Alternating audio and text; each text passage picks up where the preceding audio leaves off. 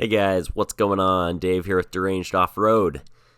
I've had my Maverick Sport now for well over a year, and in that time, I've driven now for just over 1,700 miles in it. In that amount of time, I feel like I've got a pretty good grasp on the pros and cons of this side-by-side. So today's video, I'm going to focus on a few of the things I like and a few of the things I dislike about this machine. Alright, as we go over my list of likes and dislikes, we'll just show you some cool footage of Sand Hollow and that area. Actually went for a ride out there yesterday, and it was a winter wonderland out there. I've never been out there when there was snow, and it was pretty amazing. You'll get to see all of that, or maybe you're looking at it now. I haven't actually put video to the audio yet here. Alright. First thing on my list, and these are kind of in no particular order of importance or anything like that. I like the size of the machine. The overall size of the Maverick Sport, it's smaller than most other sport machines. At 90 inches, the wheelbase, it's definitely on the short side.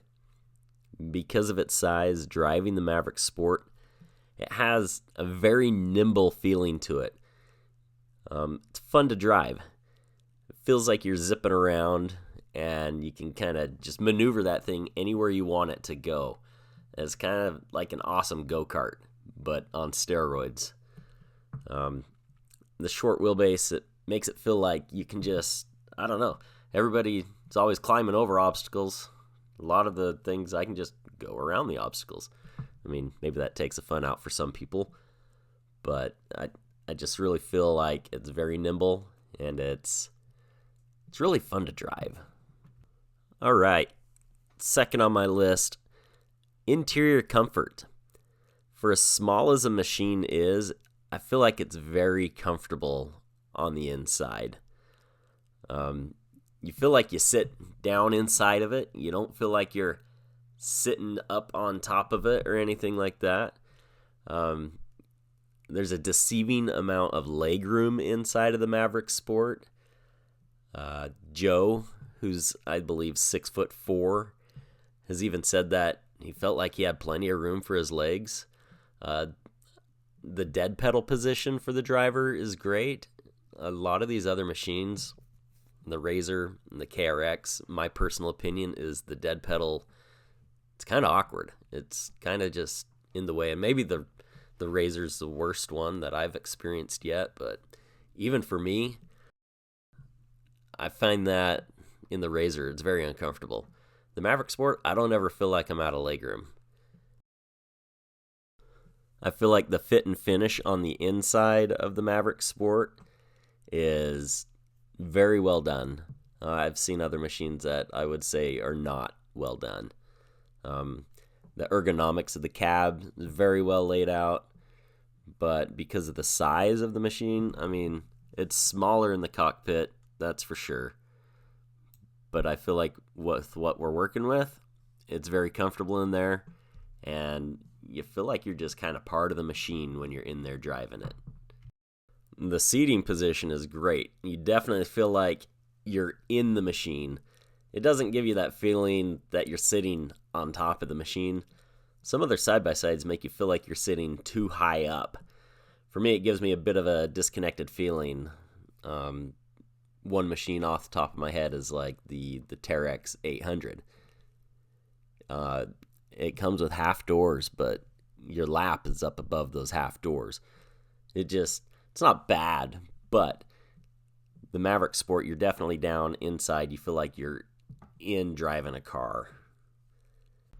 All right, number 3 on my list is, I've titled it, Jack of All Trades. Let's be honest. The Maverick Sport isn't the perfect machine for all situations. In fact, I'm not sure if there's one single thing that it does better than any machine out there. However, the Maverick Sport, it does almost everything pretty good.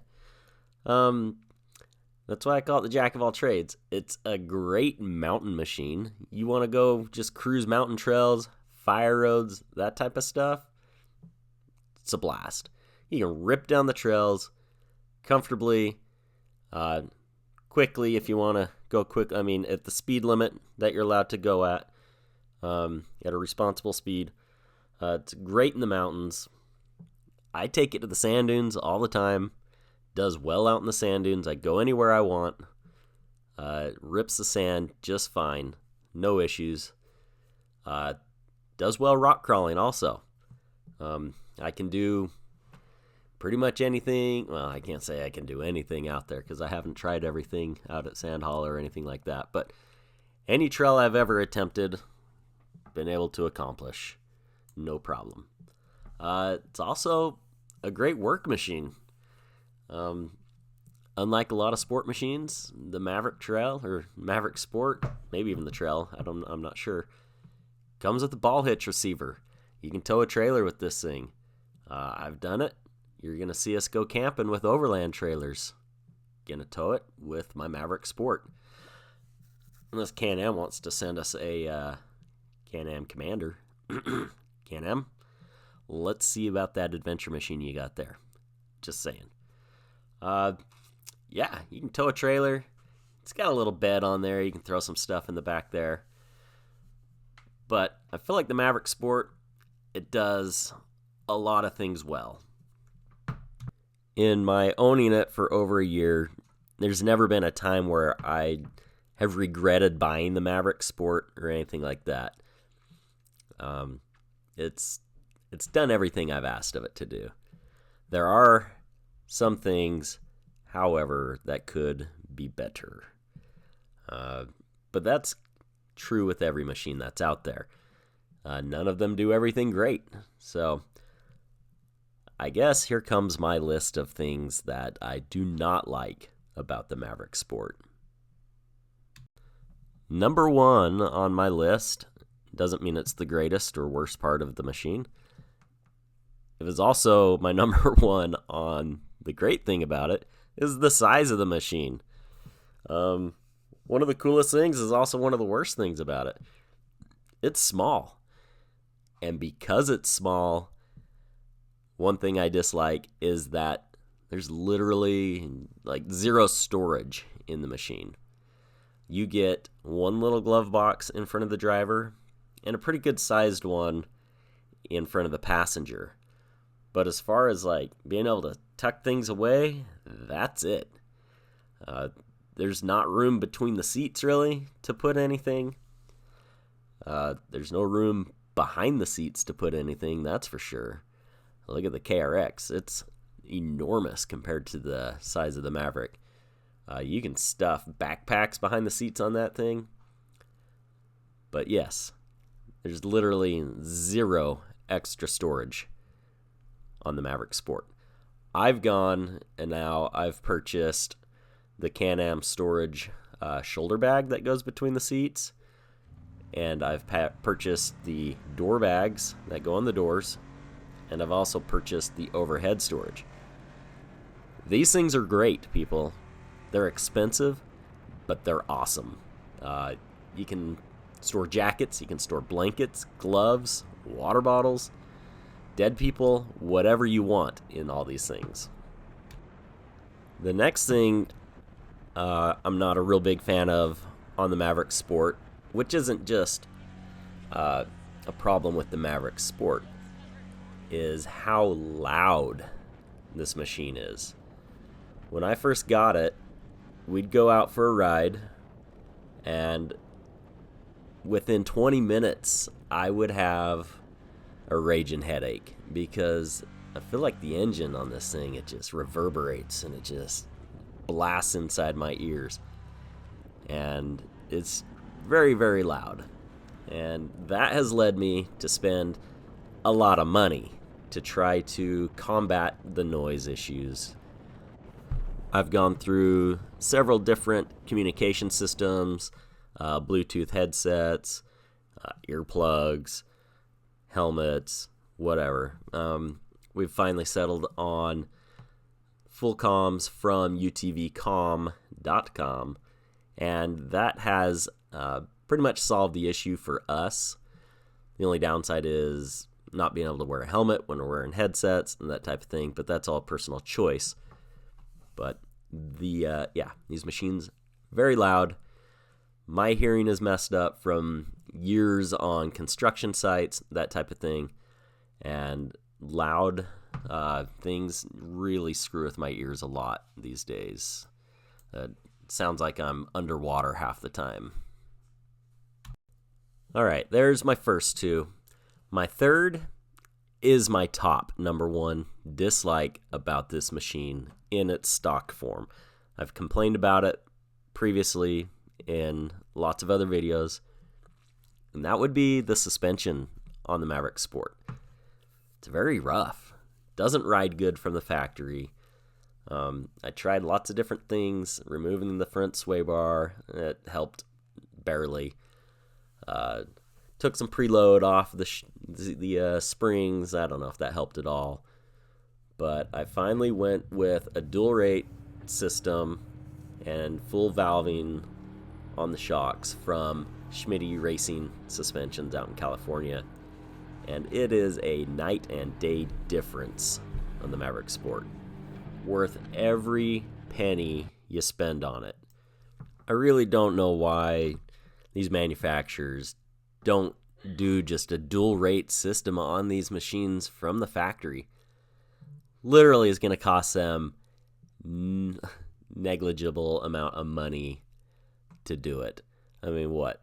Throw on some crossover rings and that's about it. You know, there's not a whole lot more that goes on there.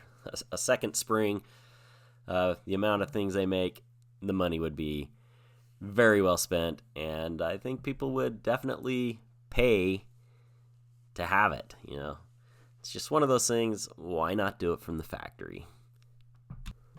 So there you have it. Those are my top 3 likes and my top 3 dislikes. Maybe I should have done that in reverse order and done the negatives first and the positives last, so I could end this on like a high note. Because all in all, guys, I really do love my Maverick Sport. I got really nothing bad to say about it. At this point, I've kind of accessorized it to the way that I feel it needs to be for me and how it works great for us. If I were in charge, would there be a few things that I would change? Absolutely. But I'm not in charge. I'm not the ones making the money decisions on manufacturing or anything like that. So it is what it is. The Maverick Sport, it's a great machine. It's got a few little downfalls, just like every other machine out there. There is no perfect machine. You just kind of have to get in, drive them around, see what you like, see what works for you. Every machine out there is going to have a compromise of some, one way or another. Overall, very happy with what I got, and I've been pleased. I've had 1,700 miles of complete, issue-free, not a single thing has gone wrong with this machine. I've never had to fix anything, never repaired anything. All I've done is drive it, change the oils, filters, that's it, and spend a whole lot of money on accessories. That's it. But so far, the Can-Am has been completely 100% reliable for me. No complaints whatsoever. So if you're on the fence about getting a Maverick Sport or not, just take that into account. I've never had an issue. I don't even think there's a recall on this machine at all.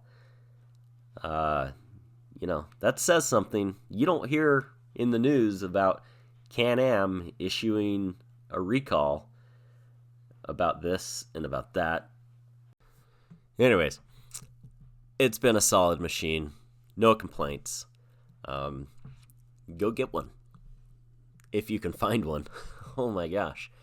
It's hard to find machines right now, that's for sure. Anyways, guys, thanks for your support. If this was helpful for you, give it a thumbs up. If you haven't subscribed to our channel, consider doing that. It really helps us out. That's one of the best ways you can support us. Also, another great way is going to our link down in the description to Rocky Mountain ATV MC if you need any parts or accessories for your machines or your motorcycles, whatever, fluids, that type of thing. Hit that link, go buy your stuff. we get a little bit of cut of that. It doesn't cost you anymore, but helps us out tremendously. Helps us to be able to keep providing content and that type of stuff. You know the drill. Again, we just thank you for watching the videos and being a part of Deranged Off-Road. We really appreciate it. You guys have a good one, and we'll see you on the next one. Oh, one more thing. Take a garbage bag out on the rides with you guys and pick up some extra trash. There's a lot of sloppy people out there. Let's help clean up the environment. Let's keep the trails neat and clean, and let's all do a little more than our own part. Unfortunately, that's the world we live in, and we got to pick up after other people.